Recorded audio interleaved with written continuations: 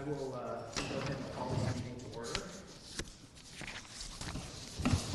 Give me 1 second.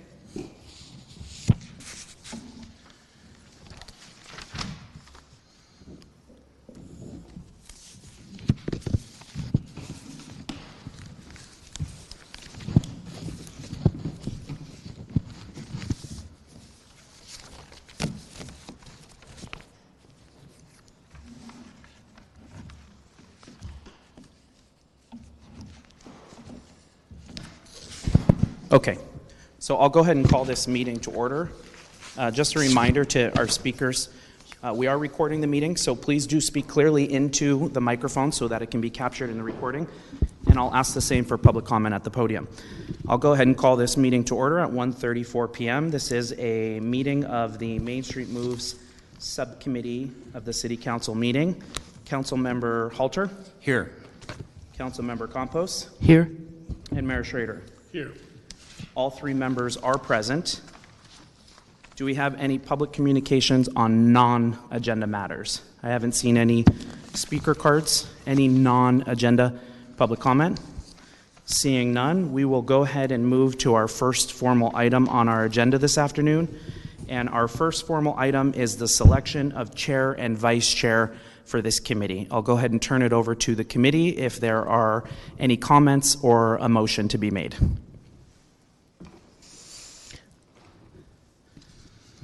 I move that I would nominate Mayor Schroeder to run the meeting, to be the chair. And I'll second that. Okay, we do have a motion and a second. Mayor Schrader, do you accept that nomination? I accept. Okay, is there a motion for vice chair? We can do that, we can either add it to that motion, or if you'd like, we can do separate. We can add it, I believe. Okay. I would nominate Councilmember Halter to be the vice chair. Okay. And I'll second that. Okay. Perfect. So then we do have a motion and a second to appoint Mayor Schrader as the chair and Councilmember Halter as the vice chair of the subcommittee. All in favor, say aye. Aye. Aye. Any opposed? Then the motion carries unanimously. I will then go ahead and turn it over to Chair Mayor Schrader. Council members, give me a feeling for how frequently you'd like to meet and general times of the day that are acceptable. Mondays are usually my least preferred day. It takes a while to get your business going and stuff after a weekend. And most surprises happen over the weekend. So this is probably my least preferred day. But if it had to be today, probably later in the afternoon is better. Councilmember Campos? Most of my week is already taken up with meetings, and so Monday or Friday would work for me, I believe. Okay. I'm probably not good on Fridays. So and Wednesdays, are they bad? Well, Wednesdays bad for you? Okay. Mr. Mayor, for other city meetings and availability of the meeting room, Monday or Thursday tend to be a good option. The third Thursday of the month is available. Mondays tend to be a good option as well, but we could also look for other dates if the committee desires. And then I'd also just defer to staff real quick, because this is an ad hoc subcommittee and not certain if anyone has given some expectation of how long the committee will need. So we could also consider that as well, because given the work of the committee, this could be a short committee. This could go a little bit longer. So also just wanted to mention that for consideration. Okay. Monday afternoons, Councilmember Halter, can you make that work? Yeah, absolutely. Chair Schroeder, anytime after probably 3 o'clock would be great. Okay. Councilmember Campos, is that good for you after 3 on Mondays? Monday is good, yes. So are we thinking monthly? Yes. Or Does that give us enough time to complete everything we need to do before it comes to council for a final decision? Monthly would be so what we could 3 do meetings? is monthly, or if we need more frequently than that, as chair, I wouldn't be afraid to work within the guidelines and call additional meetings with enough announcement for the public to be able to make. Yes, that sounds great. Okay. Is there a week in the month on a Monday that is like, is the third Monday, is that a good one? Mr. Chair, I tend to think most of our meetings tend to be in the third and fourth weeks of the month. So if we did something on the first or second Monday of the month, would probably be great. And then if we agendize again, I think what you were saying is for every month. And then if we need to meet more often than that, then we'll just go ahead and modify it from as we see fit. Okay. Councilmember Campos, do you have a preference over the first or second week of the month? I believe the first is probably better for me. Okay. So let's agree to meet 3 o'clock first Monday of the month. We good with that? Yes, that sounds Do I perfect. need a motion for that? We'll do a motion and a second to approve that meeting schedule. And that would set our next meeting on April 1st. April Fool's Day, how appropriate. So moved. That was a joke. Thank you. We need a little levity. We have a motion. Do you have a second? Second. Second. Okay, we do have a motion and a second. All in favor to approve the meeting schedule? Aye. Aye. Any opposed? Motion carries. Okay, item number 3 is Main Street Move Design Guidelines and Transition Update.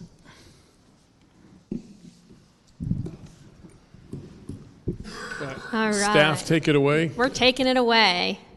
Real quickly, just kind of, we get into it a bit, but I wanted to introduce everyone here on this side. I am Meredith Hart, the Economic Development Manager, and with me today I have... Hi, Jim Kogan. I'm the Contract Project Manager for Main Street Moves. Economic Development Analyst. All right. So when we get started, just a little bit of guidance. You all have been with us on this journey for some time, but I wanted to just quickly remind you, this has gone, Main Street Moves has gone through a few council and different iterations within each council. So in November 2021, this is when the full closure model was brought up and supported by a majority of council. California was included in the closure at that time.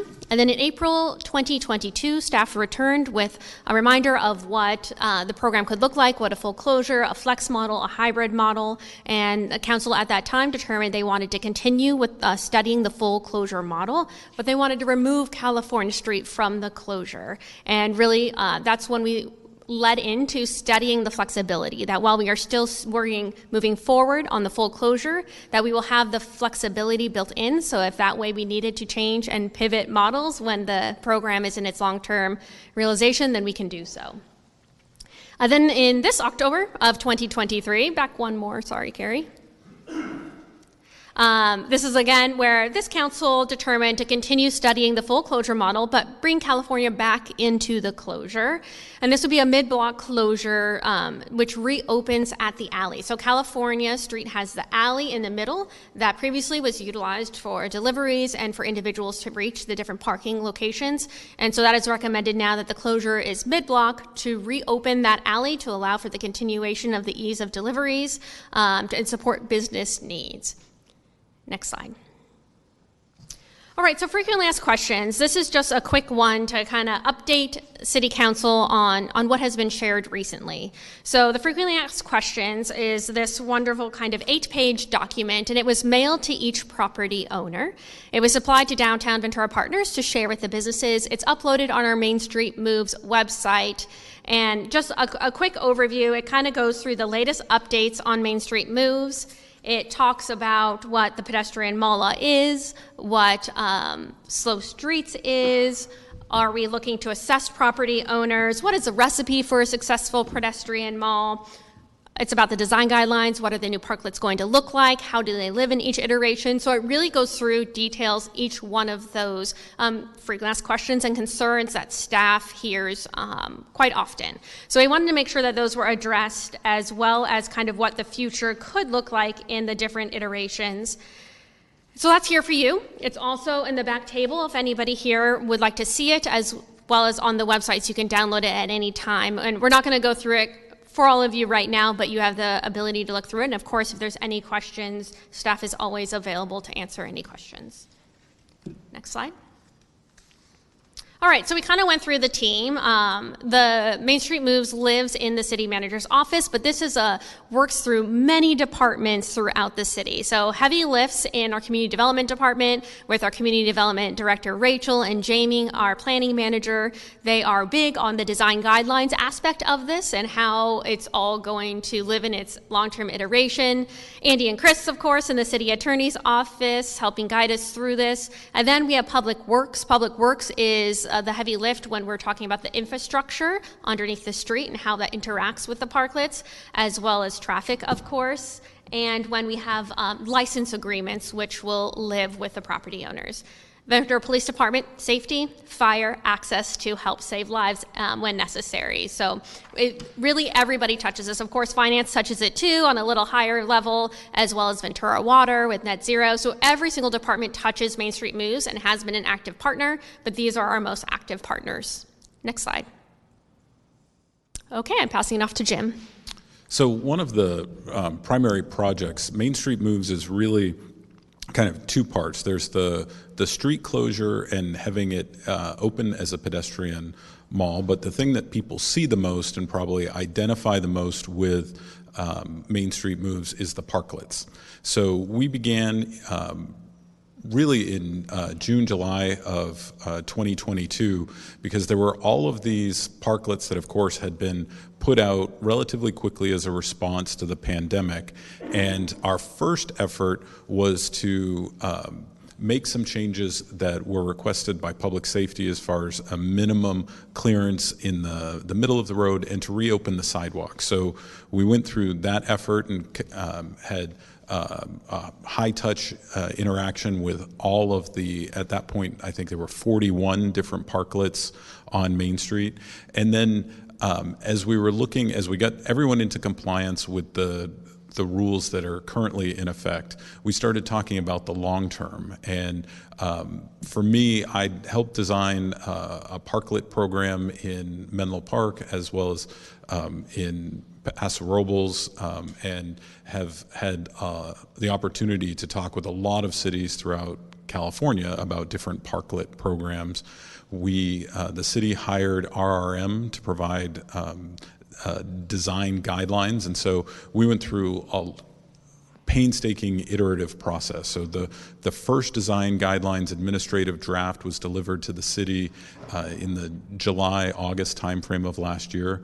At the same time, we had the benefit of Downtown Ventura Partners impaneling a Main Street Moves committee, and so we started working with the committee to get them the design guidelines administrative draft and start to solicit feedback from them, which ultimately we received in written form both from Downtown Ventura Partners and the Downtown Ventura organization at the Economic Development Subcommittee meeting for November 28th. But prior to that, as part of drafting it, we had stakeholder interviews with business and property owners.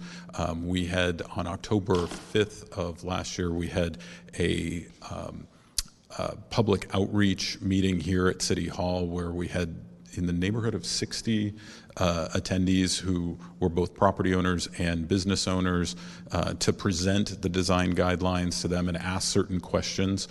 We kept hearing some recurring themes that people wanted to have them be more consistent, have more of a consistent design, but while allowing for some customization. We've gone through 3 or 4 rounds of staff comments and then, of course, the Economic Development Subcommittee meeting on November 28th, as I mentioned, and then again on February 8th. I'm really excited about this document because it is far and away the most user-friendly and I think comprehensive set of design guidelines for parklets that I have seen. And we've done some comparative analysis through RRM's work where they looked at half a dozen different cities and went through all sorts of different aspects of parklets. You know, if a city has an open street, then the parklets have to have design features that protect the users from possible vehicular interaction, which is a nice way of saying crashes. And so we refer to those as fortified parklets. And some cities are as simple as just putting concrete K-rail around them. Others get fancier. I think the design guidelines that we have drafted for Ventura that have a fortified option are really on the high-end side, both from a safety and just attractiveness standpoint. And then where streets are closed, or if it's on private property, like in a mall, we would have unfortified parklets, and those are ones where they just have some kind of railing potentially to delineate the area of the seating. What we heard from the Economic Development Subcommittee and some of the feedback we'd heard from businesses is that it really needs to be simple for businesses to apply. And so if you look up on the screen, we have a prototype plan for both the non-fortified and fortified parklets, as well as a checklist. And this was really the input of the Economic Development Subcommittee, that it just needs to be super simple. So if you're a business and you're applying for one of these, you go through this checklist and you have all but pre-authorized, pre-approved plans. And if you meet and you check all of the boxes, it's very simple for the city to review and provide authority. One of the things that has been very clear, and we are supportive of this, and we've heard this from a number of property owners, is that property owners need to have the ability to provide permission, which is consistent with all sorts of permanent tenant improvements, and we think that's appropriate. So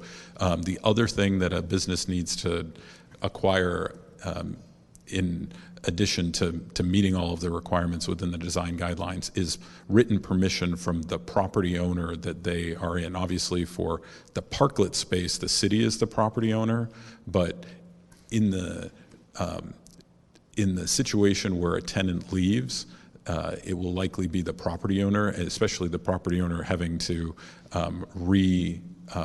lease that space.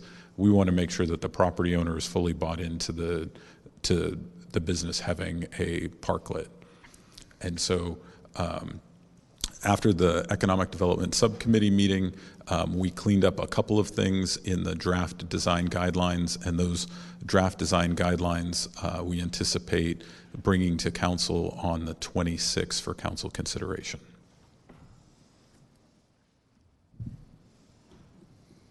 So just a little bit more about some of the great suggestions that came out of DVP and DVO. If you look on the left-hand side, you'll see that there was a desire to make sure that the sidewalks are clear, and so it originally had been a 5-foot required sidewalk clearance that we increased to 6 feet.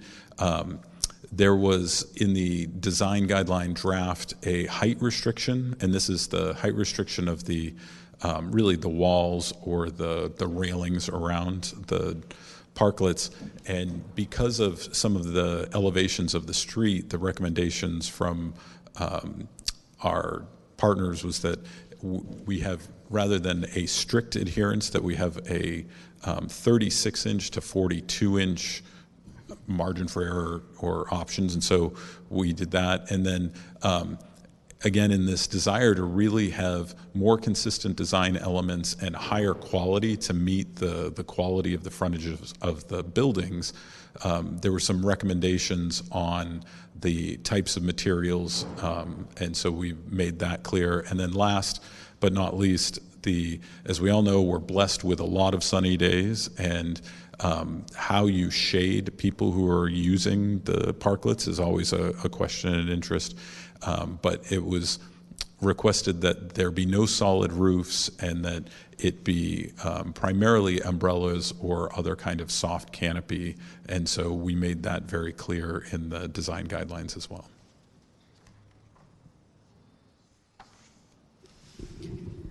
Okay, so next steps and kind of where we are. In March, April, outreach is going on to the business and property owners regarding the new guidelines. So once they go to council and pending approval, we will then be able to kind of price out what these long-term parklets will look like and get to meet with all the participating business owners and the property owners and potentially anybody else who would want to participate, and walk through really what the real cost of this would be and see if the participation still matches what we have heard from our business owners. If there is something that we learn from that council needs to know, of course, we will bring that here to the Main Street Moves subcommittee as well as council. We are hoping to be able to bring kind of the license agreement as well as the fee structure to council in April as well, because that really also kind of goes in concert with the design guidelines and helps have those conversations with the business and property owners. Potentially opening up permitting processes this summer. We are not going to be requiring anybody to build out in the summer. We know that the summertime is a busy time and we want to be able to have our businesses capture as much of business as possible. So it wouldn't be until fall when all of the businesses would need to apply by the new guidelines that are set forth by the document that is before you. But that is not to say that we will not be visiting each parklet and business owner to remind them of existing rules and regulations and make sure to lift them up for the summer season so we are ready to go with fresh paint and looking good. Next slide, please. All right, Andy.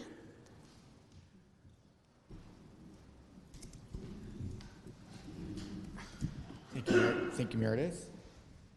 Is that on, Andy? Is it on now? Yeah. Thank you, Meredith. As the committee will remember, the council directed us to return with a transfer of the permit, which is currently issued to DVO, Downtown Ventura Organization, to transfer that to the city. That permit expires later this year on June 30th, so staff will be returning with that process later this spring. So the council, as the council desires, we can accomplish that. And we're looking at options to do that. One option that's been thrown around is the slow streets option. This is a closure mechanism which was used by Santa Barbara. We are continuing to look at that and to see whether that is a viable option. It is a fairly new option which hasn't been tested by the courts, and it's not as clear as we would like. So we are still looking at that and other options to see what the proper mechanism would be. Thank you.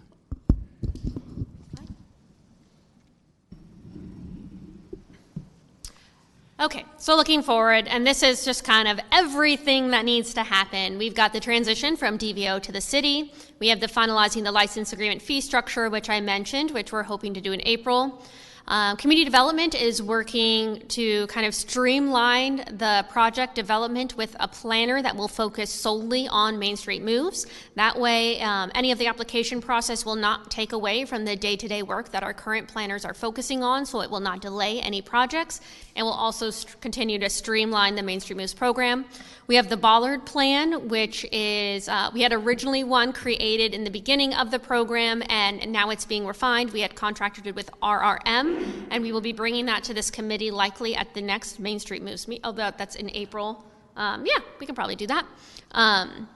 The estimate parklet build-out costs, which we mentioned, will be meeting with all the property owners and business owners and returning if a program redesign is needed from what we learned from our conversations, and then opening the application process. To the right is the pricing structure that the council in 2022, so in April of 2022, this is what the price structure looked like. It is a base square footage. This is per square foot per month, which is consistent with the master fee schedule at that time. There is the parking in lieu fee. You'll notice that that is not included in the full closure, and that is because there will be no parking spaces available. But if the street were to be reopened, a parking in lieu fee then is triggered because those parking spaces will be taken out of the parking inventory. Net zero exists with all growth and change in use, so that also exists in this. That council chose to amortize it over 5 years, so it wasn't a large thousands of dollars item right at the get-go, and this was to encourage participation. So that exists for 5 years, and then after that 5 years, that price drops off the license agreement. There's a maintenance infrastructure fee, and that exists in both models, and that is just for that those who are then participating in the outdoor business expansion then are also having a fee to help assist with the upkeep of the area. So the total per month, it was $90 a square foot per month for the full closure, and if the streets are reopened, $1.42 a square foot per month. Did I say $90? I meant 90 cents. That's what that zero period is for. All right, 90 cents or $1.42. Thank you, Carrie. Next slide. Just wanted to see if you were listening.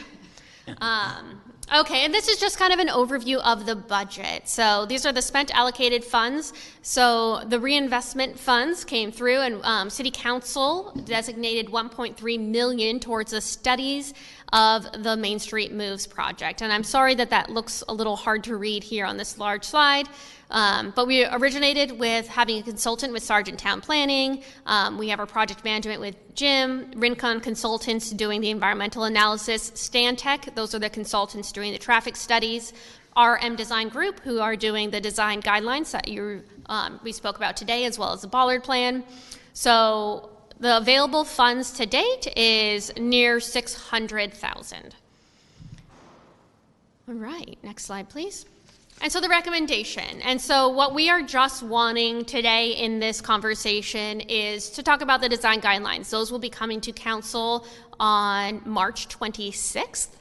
And so what we have here is up for your discussion is to recommend council adopt the resolution for establishing the citywide parklet design guidelines and standards, as well as determining them to be categorically exempt for CEQA.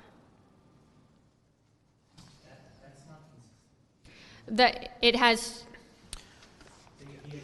We can take public comment when we call for public comment, but we don't generally have a back and forth dialogue between the committee and. So on the agenda today is and I'll just remind the members in the public, this is a recommendation to the City Council, not a final action. So this recommendation, whatever of the committee takes action on today, would be a recommendation to the City Council. So the agenda states to recommend the adoption of a resolution. And recommendation B is to recommend that the City Council or City Attorney's Office authorize the slow streets or pedestrian mall. So that is different than the CEQA, which it seems like staff is. And Andy, did you want to comment on why we? Sure. Thank you for that question. After the agenda was put out, or as it was being finalized, the city was sued by a community group on the closure mechanism, and so rather than discussing that today, we made the decision to delay that conversation until a later date. So that explains why it wasn't. It's not in the recommendations on the screen. Thank you.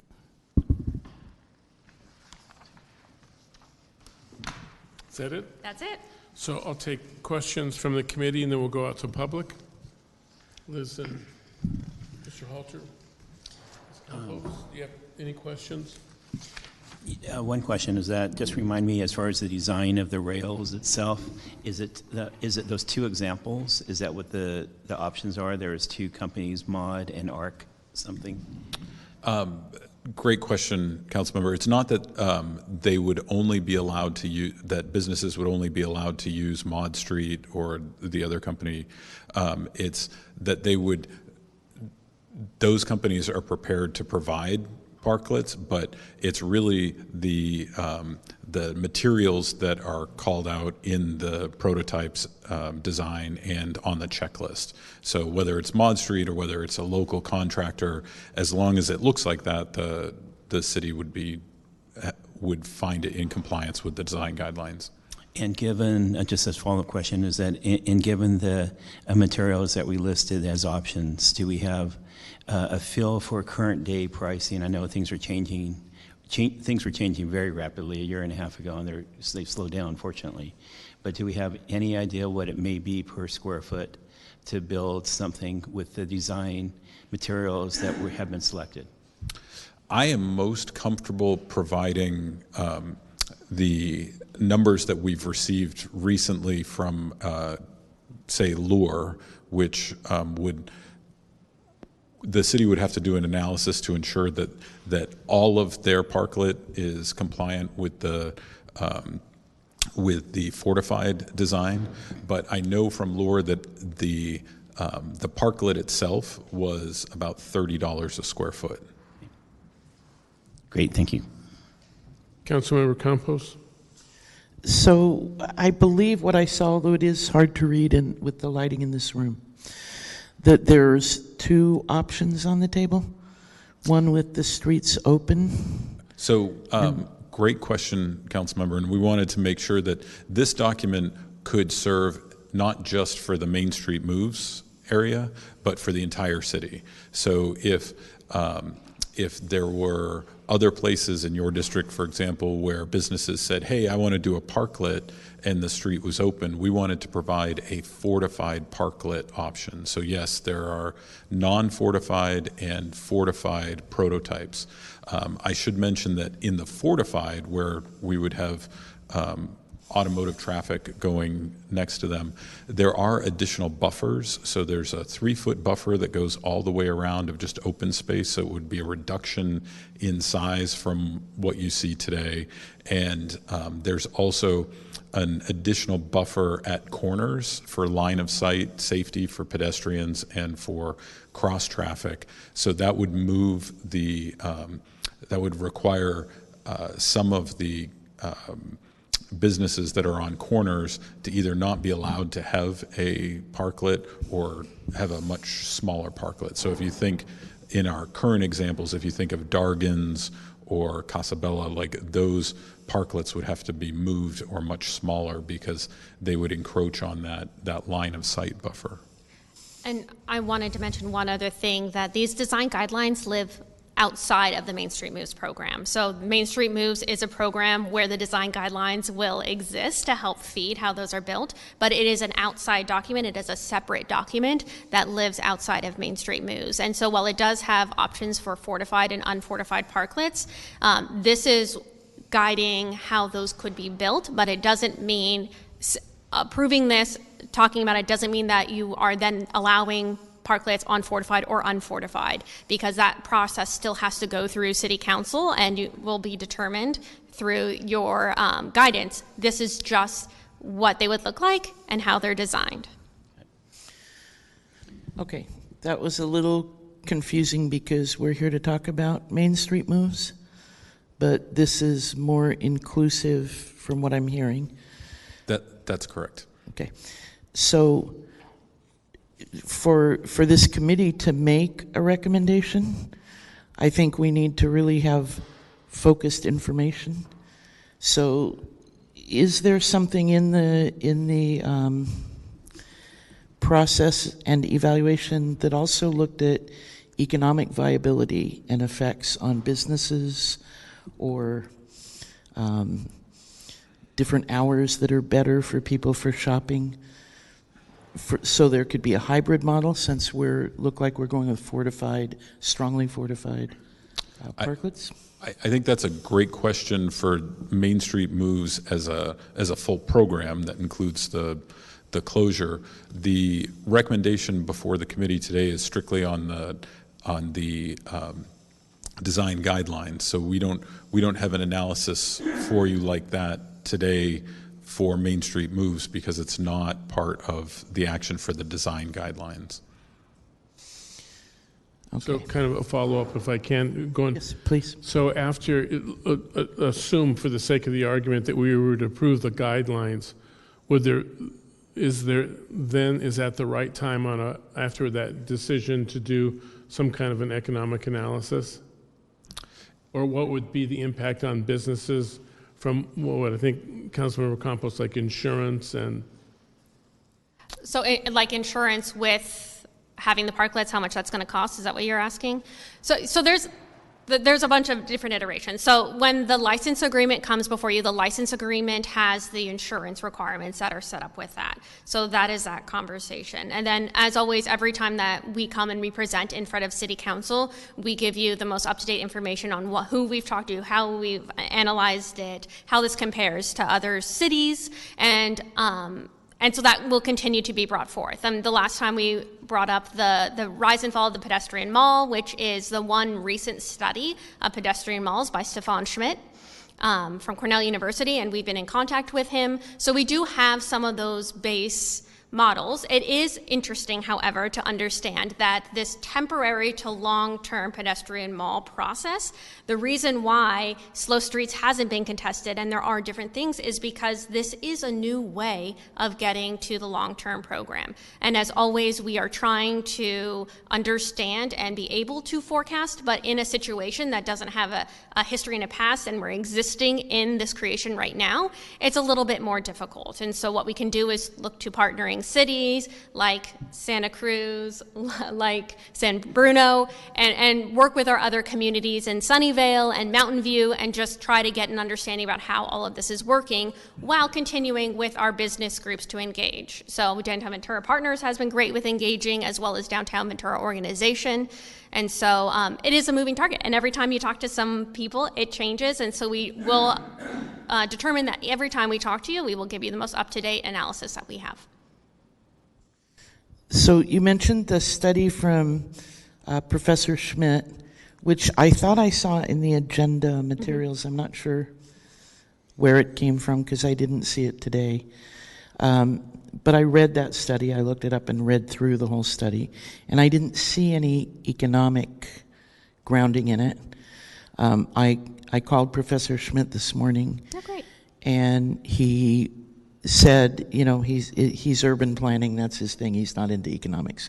He did send me to the University of Oklahoma and also a professor in Portland, Oregon, who are doing economic studies about this changeover from the COVID sudden shutdowns to the question of economic viability.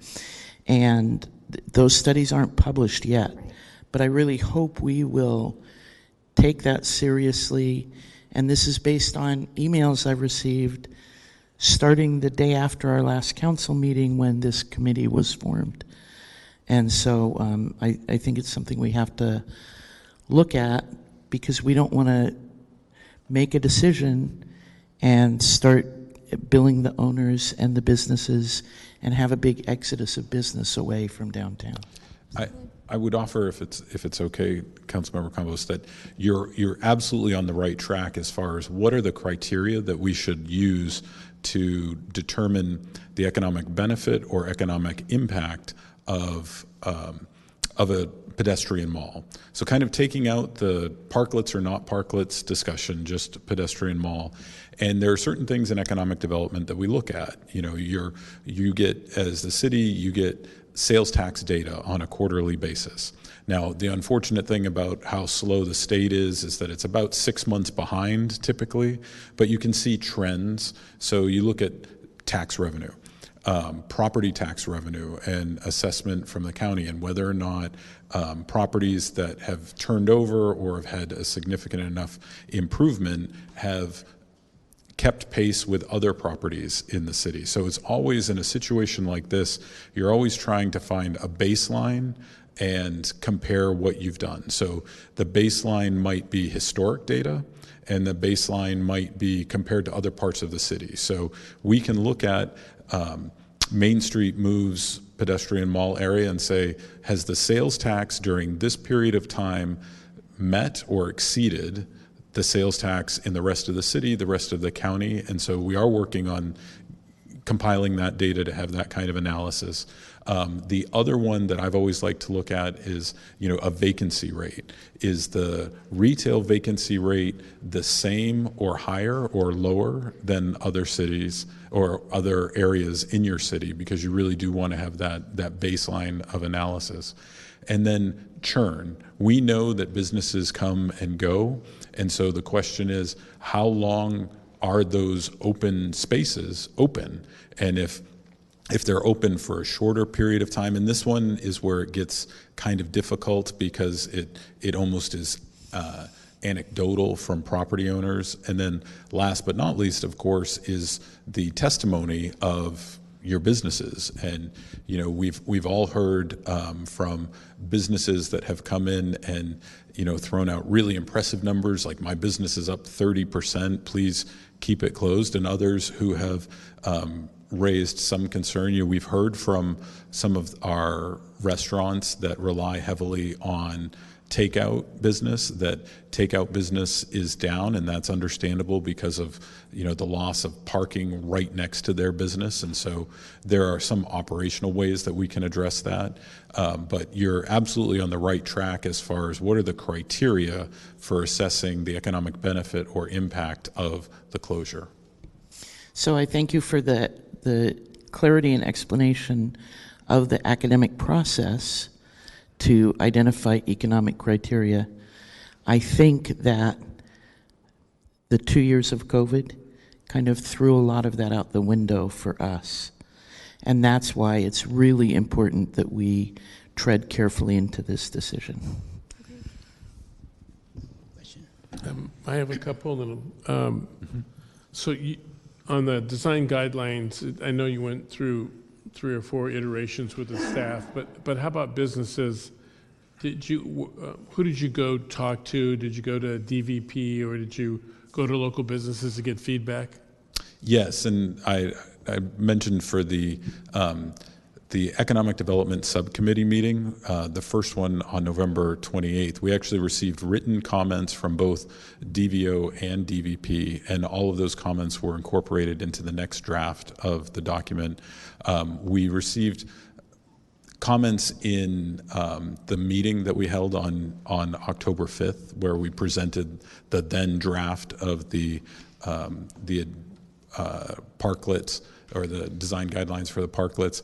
I'd say for the stakeholders, we met with a range of people. We met with businesses who had parklets, and folks like the managers over at Lure or at Finney's. I don't necessarily want to embarrass anyone, but I know Mr. Becker and Hutton and Mr. Yonker and Kelsey were folks that we had specific targeted stakeholder meetings with, as well as other individuals who had shared a lot of thoughts on what was happening downtown as far as the parklets, because we wanted to make sure that it was truly a combination of the best information from a comparative cities analysis and a Ventura specific solution as far as the different parklet designs. Can you give me a feel for the parklets themselves right now? I'm not going to ask for an average size, because I've always thought that if your feet are in the freezer and your head's in the microwave, the average might be good, but you're dead. So right. What's the range on parklets? How small, how large? Well, all of them are required to be no more than 16 feet from curb to the end. And then it really does just range the frontage of the business. There are some that expand beyond the frontage of their business. Going forward, we will require that anyone who is going to, encroach, for lack of a better term, in front of a neighboring business or property would require both the neighboring business and the neighboring property's written approval for that. But it's, if you look at Lure, which is on the larger side, or Finney's, those are significant and large parklets. And then there are smaller ones. I think Carnavaca is a more compact one. Capicat Cafe, that's another one that's relatively compact. But they have partnered with Brooklyn Charm to have a branded separately, but basically one footprint and structure. Okay, last question, probably for the city attorney.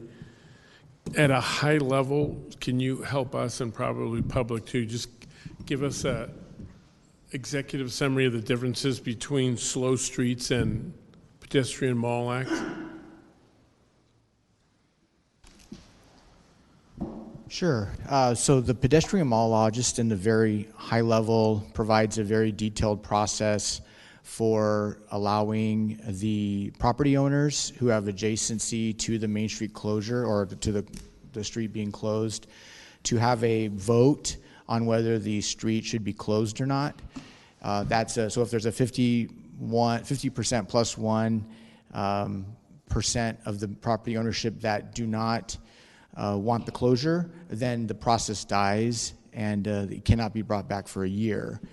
That's the primary difference, I would say, between the PML, the pedestrian mall law, and the slow streets. The other thing that the PML does provide is a claims process. So property owners that believe that they have been impacted by the closure, they can file a claim with the city. The city decides whether they want to pay that claim or not. If the city does not want to pay the claim, then the city's recourse is to then essentially file a lawsuit to allow that claim to be resolved in the courts.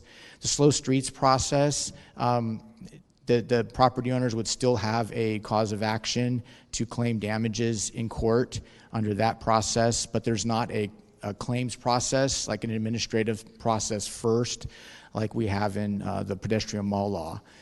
The pedestrian mall law has been around for 50-something years, so it's been around for a long time. There have been a handful of closures under the pedestrian mall law. As I mentioned earlier, the slow streets is a fairly new process that the legislature adopted after COVID. There are some ambiguities there, and it's unclear how or if that does apply and if that would be a mechanism for closure. As I mentioned, Santa Barbara has utilized that, to our understanding, I think on State Street, if I'm not mistaken. But again, there's no court cases interpreting that statute or saying how it applies or when it applies. Thank you. Committee members, any other questions before I go to public? Yes, just two quick ones. You were nice enough to throw out an approximate number for the cost per square foot to create these parklets. I'm wondering, I know the fortified would be significantly more expensive than non-fortified, so would you say that number is closer to the non-fortified number? The $30 a square foot, I think, is closer to the non-fortified number. I know that with the fortified parklet that Lure did, they had mentioned that it was an additional $5,000 to $6,000 for it. So they have that attractive barrier around. There are water-filled K-rail within the planter that they have built, and so that water-filled K-rail was around between $5,000 and $6,000 for the K-rail. Okay, and then my final question for now is, only being familiar as a store owner in the past, is there's a personal property tax. So I'm curious, does this parklet become something that's taxed on the personal property tax as an asset, depreciable, or does it go with the property? So we have been working with the Ventura County Assessor's Office on how they will assess the properties. And the assessment, there will be an additional assessment on their property taxes. However, depending on how large the parklet is, that may or may not be triggered. There is a threshold number of where they don't go after the tax, and then if it goes over 5,000, then they start paying attention. So when we do our business-to-business property owner discussions, that will be on point. The Ventura County's assessors has given us some examples of what it would look like in iterations of a large parklet and in iterations of a smaller, more mainstreamed parklet. So that will be part of the conversation we have, which we will then learn whether the participation numbers still stay at this level or not, and then that's when we will come and reinform council of what we found. Great, thank you. Yes. Questions from the public? Thank you, Mr. Mayor. I don't have any public speaker cards, but if you'd like to speak, go ahead and head up to the podium, and if you wouldn't mind stating your name for the record. And each speaker will have 3 minutes. Good afternoon. And just a reminder to, apologies, to speak clearly into the microphone for the recording purposes. Thank you. Good afternoon. Jeff Becker with the Becker Group. I kind of have a Unabomber letter that I put together here, but I'm going to, since most of these agenda items have been taken off, I just want to ask a couple questions. One, Jim, the $30 a foot, is that lineal or based on, what's it based on? So generally the way we'll take public comment is if you want to get through all your questions, and then the committee will respond accordingly. All righty. So as somebody who's put in an outdoor parklet at Pirano's, we processed that. It took about 5 years to get the thing processed and built. Yes, you do pay personal property taxes on it. So, you know, they're not going to waive anything at the county. Last time I checked, all of our property taxes are going up. So my biggest concern here is that what we're just about to start with communicating with property owners and their tenants, that should have been done first. That's actually what should have been done first, because you have to do the economics first before you jump into spending, how much should we say, $1.3 million, I guess? We're halfway through that. And that really should have happened first, because ultimately, property owners are going to be involved in the cost of this thing to do a good quality job, make it right, and they need to do the economics with their tenants. You know, we own about 9 or 10 buildings downtown. I've got about 25 retailers that we deal with on those properties, and then I represent about another 12 to 13 building owners, and all of them are like, what are we doing here? This whole process has been backwards. We should have been doing that first, determine who would actually be able to get in and make it work economically. And for us not to do the economics, it's just crazy. It just doesn't make any sense. So I'm really confused with the process and how we're doing it. It's not good governance, bottom line. So past that, you know, I think the only way, if we learn nothing during COVID, but being flexible. We have to be flexible. You know, the world changes, is changing on us every day, and to go for some kind of a full closure, I mean, right now, if you want to know about the market right now, Mike Hernandez is here. He's another broker in town. I've been leasing properties for 30 years here. Never have I had anything vacant for more than a month or two, ever, during that 30 years. And you know, when we first started here, we were 60 cents a foot. Every time something came vacant, a building got cleaned up, it moved up. Well, guess what? Right now, I've got multiple tenants who have given notice.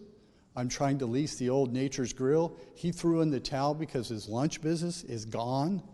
Okay, there's a guy who was here for 23 years. And we don't have a long list of people looking at those things. The ones that do, the first thing they ask, and I had one this Sunday, when are they going to open the streets? You know, the weekend traffic is great, looks good, but our weekday traffic, we can go down there and shoot a cannon off. And that's been going on for a while, and nobody's talking about it. So how many more people are we going to lose? How many more tenants are we going to lose? Business operators? It's just, you know, we have to act. So we need to open the streets while this process goes on and we figure out the economics of it to determine if it actually works before we jump in. If you do any amount of homework, most of these closures, they reopen them. They don't stay closed permanently unless you're down by some major sports facility, entertainment facility that has a whole different demographic scheme than what we have here locally. So that's my feeling right now. I'll save the rest of my comments for when we get in front of some of the other meetings. So I appreciate it. Thank you. Is there anyone else who'd like to provide public comment?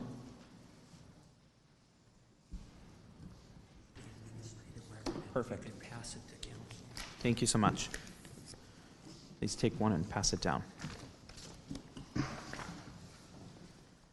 My name's Peter Goldenring, and my wife and I are property owners in the downtown area and are extremely concerned with what's going on. Now, I will, just as an aside, comment that I don't appreciate staff changing the agenda, not putting out an amended agenda, and doing what was proper, Andy, which was having the committee change the agenda at the beginning, because we're here to talk about what was on the agenda, which is recommendation to the city council concerning, are we going to keep this closed? Are we going to do the pedestrian mall after Safe Streets? And while I appreciate your city attorney is having consternation because of the litigation and because of the other things that are unfolding, he's taking you down into a process that's improper.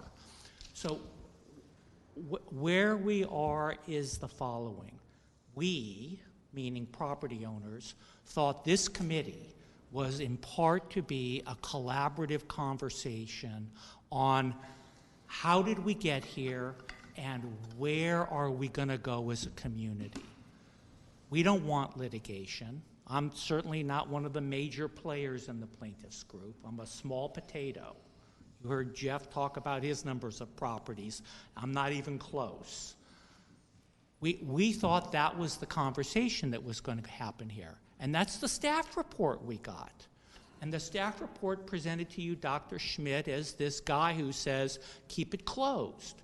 Well, I just handed to you the summary of my conversation with Dr. Schmidt. I commend Councilwoman Campos for picking up the phone and calling him. His analysis and your staff report are in disconnect.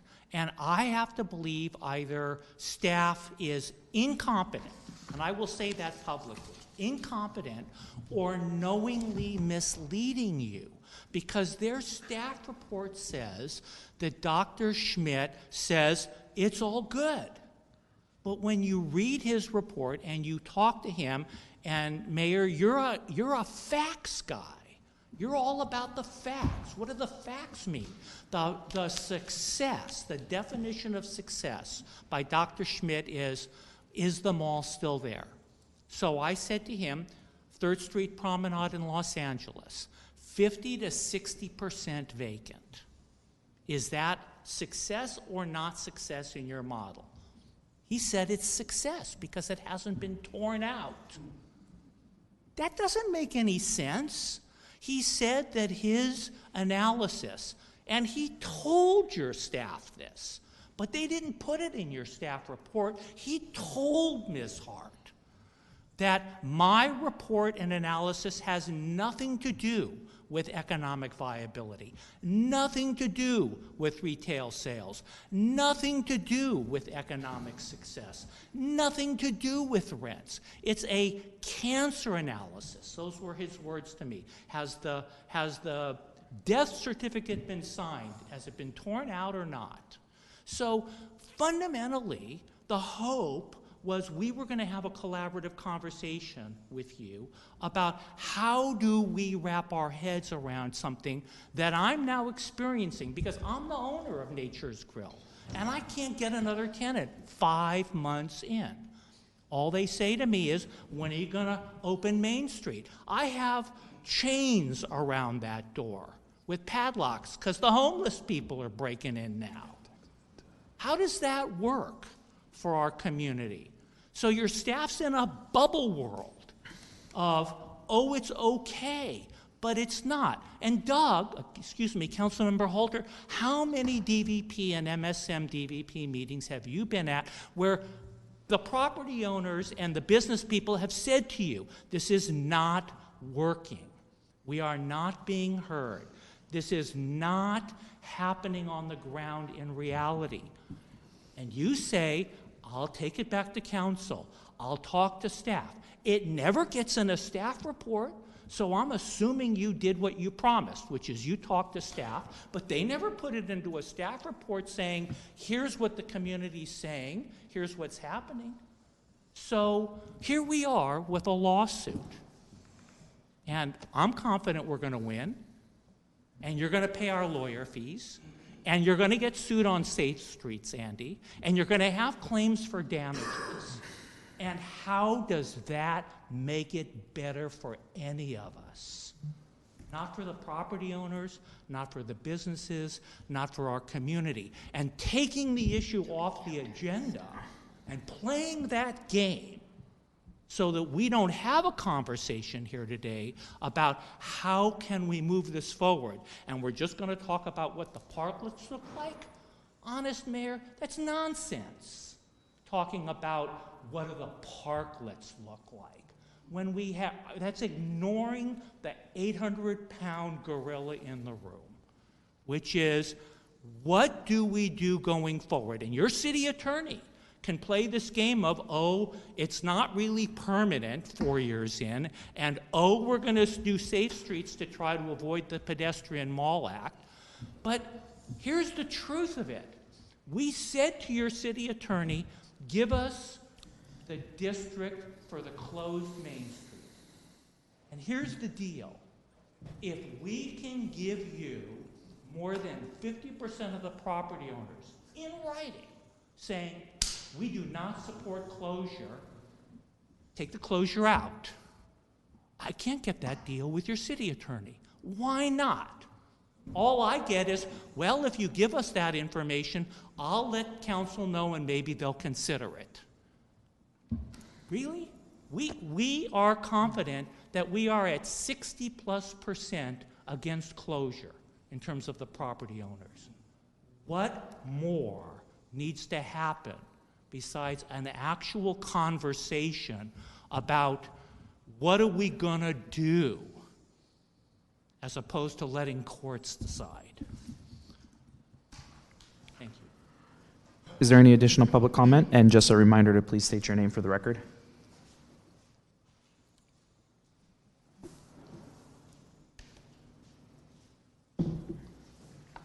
I wasn't really prepared to talk today, but I'm a downtown business owner. I own Folk. I've been associated with businesses for the past 20 years downtown, either owned or associated with. I don't know why there hasn't been any outreach to any of the retail businesses. We've done like 50 surveys that seem to just basically go back and forth. They don't make any sense. I'm just going to pull up bullet points here. Why were they able to push through the bike ban so quick, but everything else is taking so long? We keep talking about making the parklets look better, but at the end of the day, we just keep stretching that out. Along with that line goes, restaurants are paying retail for space out in front of their properties. So basically, other retail businesses are renting out their property on city property, even though the restaurant isn't being charged. It's a weird process.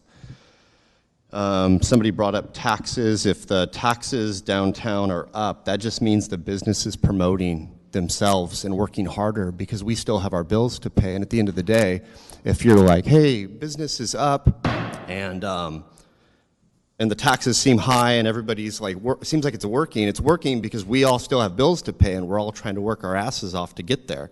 So just because the numbers are the same or higher, that has nothing to do with the city. That's us either spending money to promote our businesses, advertise our businesses. That has nothing to do with the city. Again, if a business comes to town and opens here, nothing to do with the city. The city always wants to take credit when a business opens, but for some reason they never want to take credit for when they make these kind of mistakes. But yeah, I mean, basically that's at the end of the day. I mean, it's just, I'm a small business owner. I'm just trying to function. And my business is doing really good, by the way. I'm not struggling as much as other people. I'm speaking for other people, too. I sell mid-century furniture. You know, obviously, it's higher-end stuff. But the point is, at the end of the day, there's a lot of people that are really struggling and can't even help themselves through the process. They're, like I said, I didn't come to speak today, so I'm just trying to collect my thoughts. They're struggling, but the thing is they're just hoping for the best. They're hoping that this is going to work, so they're pushing through this idea that Main Street Moves works. When I ask, is it working for you? Of course, we love it. And then it's like, well, are your numbers up? Well, I don't know. Because we're all basically have our nose to the grindstone trying to keep this going, and we can't get any response, any answers. No one's coming to us. There's no outreach. We're at work. My store's closed right now because I'm here. Me and my wife came down because we only have one employee right now. We normally have a couple. We've backed off that so that things work. You know, you make decisions as a small business owner to make those things work. And that's all. That's the reason downtown's functioning. Again, it has nothing to do with the city. The city's just making it harder for us to function. There's 6 foot wide, 7 foot wide sidewalks. We don't need to walk around in the street. Thank you. Is there any additional public comment? Yeah, go for it. And then just a reminder, state your name for the record, please. And I actually didn't catch your name for the record as well, if you... Matt Roscoe? Rasco, with an A. Perfect. Thank you so much. Go for it. Yeah. I am Matt Rasco's wife, also owner of Folk. My name is Courtney Kittner. I second everything that he'd been saying. One of the things that concerns me as a business owner that I haven't heard anybody talk about, one thing especially being a woman business owner, we put in a lot of time at our shop. You know, it's not, open to close. We're there late at night. And the safety factor is like one of the major things for me, because just being on the block, we're on the 200 block, we've been there late at night and seen the vandalism, we've seen the attempted break-ins, just the people that are loitering around using our back steps as restrooms. And, this stuff was still happening when the street was open, but we've seen a progression of it because there is no deterrent. With the cars driving down Main Street, the police driving down Main Street, making their way down to Ventura Avenue, back and forth, was a little bit, I feel, more of a deterrent for these things happening. But, we've had an attempted break-in on our building. We're next to the thrift store, the Coalition, they own our building. Just recently they had a break-in. They had someone set fire to the front of their store, and that was just in the last month. Luckily, another homeless lady put out the fire for them. But they've had a fire in the back when they had to move their dock. We've had people, I've been at 5 o'clock in the evening and heard someone on our roof walking around, and then had to call the red shirt ambassadors, and they can't get up there. They can't do anything. And so I feel like police presence needs to be, or something needs to be done downtown, because it just is getting pretty scary at times. So that's it. Thank you. Any additional comments? I'll take that. Perfect. Thanks so much. My name is Michael Hernandez, and I own Real Investments. I've been selling and leasing property in downtown Ventura in the 6 blocks for the last 30 years.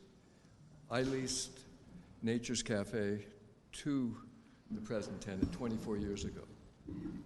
He came to me about a year ago because of his concern of the lack of business, and he asked me if I would sell the business for him or help him with his lease. And for 6 months, I tried to. At the end of 6 months, I just said, I'm going to give the listing back to you.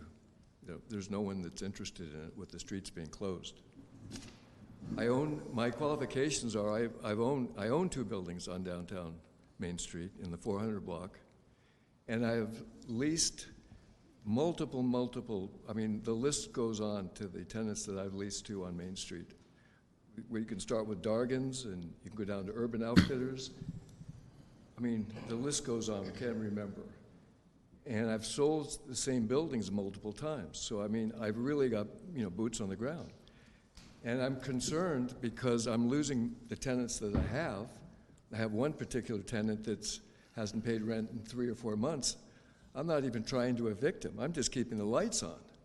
And he's keeping the lights on for me, because otherwise it'd be vacant. I have it, I'm marketing it, and I'm getting zero calls. Zero. And it's a beautiful, beautiful property. So my concern is I'm not worried about improving the street, and I'm not worried about how to improve downtown Ventura. I'm all for that. But what I'm concerned about is the closure. And the closure is going to, especially, it's not just our closure, it's all over California. So I'm watching what's happening in San Francisco. I used to live in Santa Monica, almost on 3rd Street. I knew what 3rd Street was like before they closed it. I saw the mall, and now I see that it's empty. And I think the greatest example of a mall that just closed, pedestrian mall, which I think was the greatest in the world, was Paseo Nueva in Santa Barbara. We had Macy's on one corner and Nordstrom's on the other corner, and here's a mall that's just right off of State Street. It's gone. It's no longer existing. It's done. What happened there? It's history. So now they're going to tear it down. It's got subterranean parking, and it was about the most attractive mall I've ever seen in my life with Nordstrom's. You know, I put in Urban Outfitters. Do you think they would, in my own building, you think they'd be there today? No. And that's the problem with this closure. We have to keep the energy and the traffic going. I watched when they closed A Street in Oxnard, and they closed it completely, both ends. And now it's open again. And it still isn't wonderful. So the problem is, once we tilt, and I think we're tilting, I mean, it's going to be over, because there's not going to be anybody behind the doors. Now, taking that, I do have some tenants that want to keep it open, and they're very, very happy, and they're doing very, very well, but they're restaurants and bars. And the city's not going to allow every space to become a restaurant and bar. They've already closed down on that. They're saying we have enough. So who's going to fill these other spaces? So one of my restaurant tenants said, well, they're just the wrong businesses in there. Well, what's going to be the right business if you're not a bar and a restaurant? It doesn't exist. And that's only nighttime activity, and it's somewhat questionable. So those are my concerns. The bank isn't going to wait, for my mortgage payments. And I have to I can't ask my tenants to pay if there's no business. So you've got to keep that in mind. I appreciate all the work that's been done, but it sounds like this ship has already sailed. I mean, we're just pushing forward into this plan when no one's really looking at how it's affecting the economy of downtown overall to the majority. And I think it's a very aggressive project what they're doing as far as I think the parklets are too large. If you go to Huntington Beach, the streets are open, and what they really took were parking spaces only. So you really didn't lose your sidewalk, and what they really developed was the parking spaces, and that's where they put their parklets. We're just taking both sides of the street and calling it a parklet and stopping the traffic, so it doesn't work. Thank you for listening. I think I went beyond my 3 minutes. Is there any additional public comment at this time? Okay, seeing none, I turn it back to the committee. So I haven't in advance talked to the committee for obvious reasons. It's kind of against the law, but I know them personally enough, and I can pretty much guarantee you that we will be collaborative and we will be data-driven, and that and I can speak for one of us now, but I think I'll see some nodding of the heads. If we get data back that says 60% of the owners don't want to keep the closed street, then that's a hurdle that's going to be impossible to ignore for me personally, and I think for a lot of members of the city council. Councilmember Halter or Campos, am I spinning out of orbit here, or? No, you're voicing your opinion. Okay. You're voicing your opinion, fine, thank you. Please. I just wanted to clarify, because there were some statements made that somehow suggested that we were making an effort to try to silence the public or keep them out of this process. That was not what was intended at all. We simply didn't want to bring forward recommendations to the council on those issues that may relate to the lawsuit. As the council had determined, this was a forum for the public to contribute, to collaborate with the council and to express their opinion. So as members of the public will know, nobody was shut down for talking about the closure in any way. That wasn't the intent. The intent was simply to just put forward recommendations that we felt were appropriate at this time. Secondly, because Mr. Goldenring mentioned specifically conversations that he and I had, I did say that if they could provide 60 or more than 50% of the ownership adjacent to the closure, that I would bring that back to council. And Mr. Goldenring knows, as everyone does, that I don't make the decision on whether we reopen Main Street. That's a council decision. So all I can offer is to bring that back to the council, which is what I offered to do multiple times. So I just wanted to make that clear. And I would say that for anybody, if they have hard data and it's over 50%, with all due respect to the city attorney, bring it to the mayor. Okay? And then that's not a statement about Andy's character. I think is, from my standpoint, he's got outstanding character, but bring it to me and I'll deal with it. Okay? Comments from committee members? Yes, thank you, Mr. Mayor and Chair. I just want to say first that I have my longest involvement and my largest amount of volunteer hours have always been for improving our downtown and seeing it come back from where it was when I first got here 38, 40 years ago to what it is today. And I commend all of you for investing and believing in it and getting us to this point. The last thing I want it to feel like is that the city is doing something against as opposed to being a partner with. And I know it feels that way at this point in time. But in reality, so many things are changing so quickly when it comes to retail, when it comes to offices. COVID really did completely change the ballgame on many different fronts, as did Amazon and Costco. So with that said, I know from my experience that it's going to come down to having a great experience someplace, a memorable experience someplace. Is that with Main Street closed or not? I don't know. I just know that there is enough input from the community and from other businesses to at least get this far down the road. And I think from my standpoint, I guess what's on the table today is a design for the parklets, fortified and not, that would resonate throughout the entire city. And which I think, being so fortunate to live in one of the best places in the world with the best weather, it's great seeing more and more outdoor dining available across the city, not just in downtown. So I think it's important to have those parklets designs in place. And I think that's what we're deciding tonight. But like our chair, I also feel that I'm not about doing something to somebody. I'm about working with people and making, we all want the same end goal, making the best out of what we got. And we have a huge opportunity to showcase the history and the ambiance and the down-to-earth friendly environment that we all know Ventura is all about, and bringing people to help and be part of that and enjoy it, along with the cultural arts and all the different amenities that we've created in our community, with a lot of hard work and sweat and belief in working together as a community. So I'm interested in data. I'm interested in making sure that we're doing the right thing for everyone involved, and that we're looking at, with open ears, to the best, using our potential for the best future and the most prosperity for all in our community. So, but right now I think it's just about the design of our parklets. So that's what I'm ready to make a decision about, but I'd like to hear from my other colleagues. Councilmember Campos. So first, thank you all who spoke today for coming and letting us know your thoughts and ideas.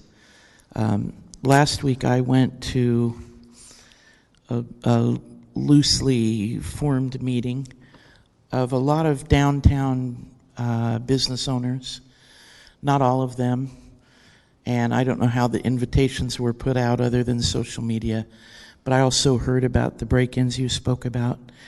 I know myself of the difficulties of rolling down Main Street at night because I've done it at midnight after city council meetings. And most of the people who want to break into your businesses or who use the back doors as urinals don't bother me, because they know me and, you know, I've seen them for years. They know I can identify them. But I know that there's way too many of them at night in that area. And I also heard from many, many businesses diverse opinions about what the street closure means, what opening it means, what their struggles are with Main Street moves and with the economy today all over California. And I thought we were going to be addressing some of that today. Nevertheless, this committee will start listening to everyone speaking. And so I would encourage you to let your fellow business owners and property owners know that we're here to listen so that we can make an important decision. The staff's working very hard to identify ways to keep the economy of Ventura strong. It's difficult and it's challenging for all of us and all of you, but I'm sure that's the direction ultimately that we will take this. So thank you for being here today.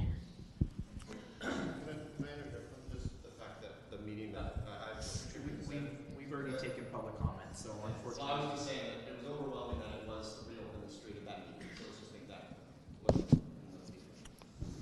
that. Staff, any comments?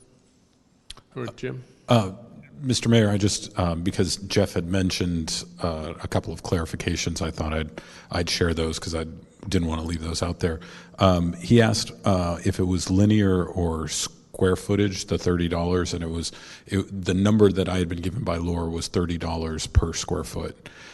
He also mentioned the economics of actually a parklet and that businesses have to know what the costs are going to be in order to determine if it makes sense. And he's absolutely right. I think in an ideal world, you would be able to say, parklets are going to cost this much, and this is what it's going to look like, and this is the situation. Now make your business decision. What we have in front of you is actually part of getting there. The challenge that Ventura is going through, that so many cities have gone through, is that there was an emergency response to the pandemic, and that created a situation, and people enjoyed it for what it was. Before the pandemic, lots of cities were opening up parking for parklets, even cities that were parking impacted. And the parklet program that I designed in Menlo Park was one of those cities that was parklet impacted. I think there are a lot of good questions that have come up today, and we're working our way through right now, getting answers and information on the cost for businesses so they can make that decision. I think anyone would tell you that with the new parklet designs, there will be fewer parklets because they'll be more expensive than what they are now.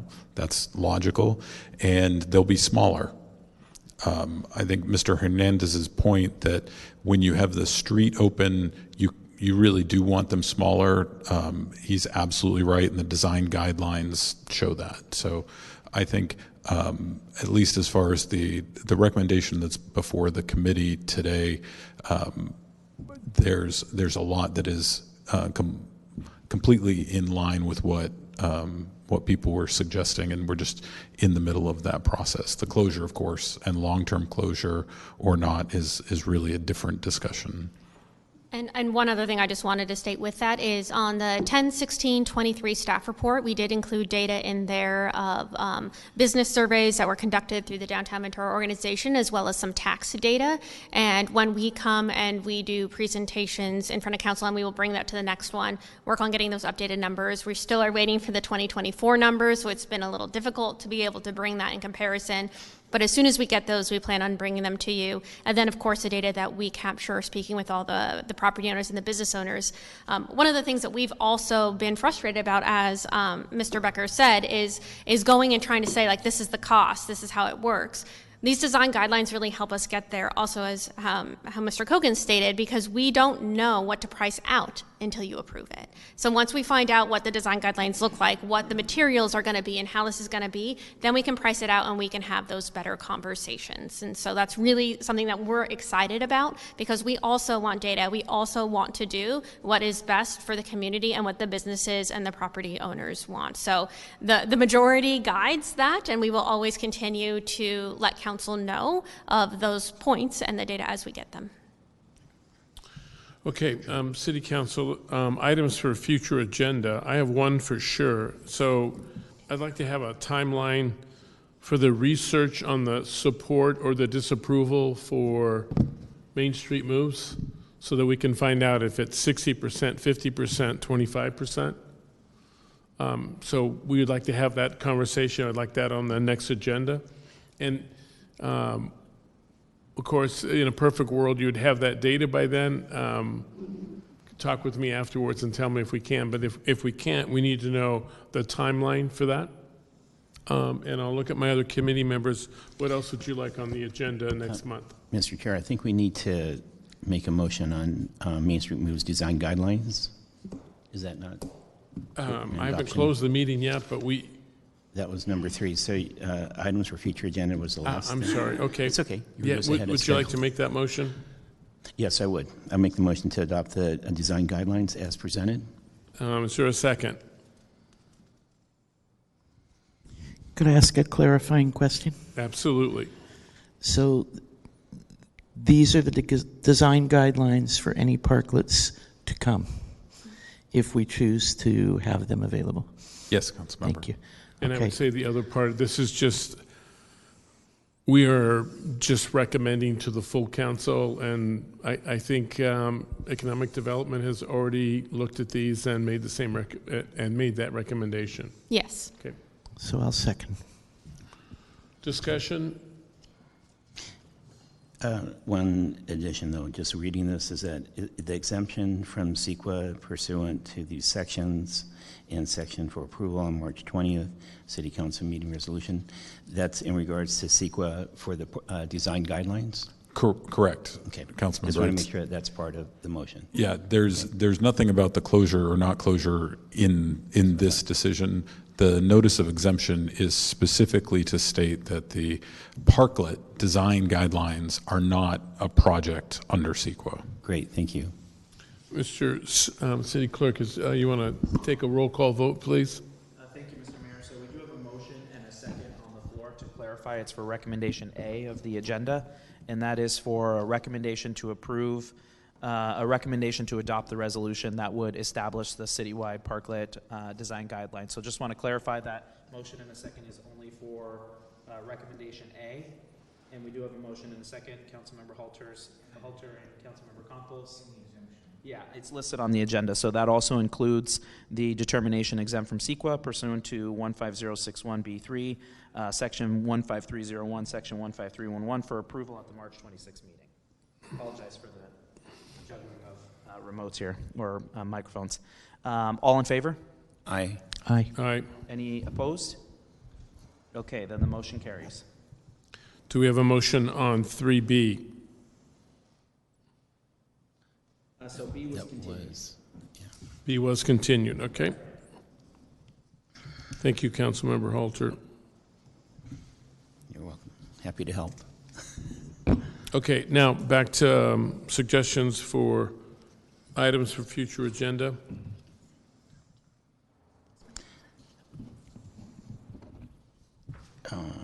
So if you don't have any now, I would suggest that we go out and talk to our people to find out what they want to talk about, so we can put that on the agenda as well.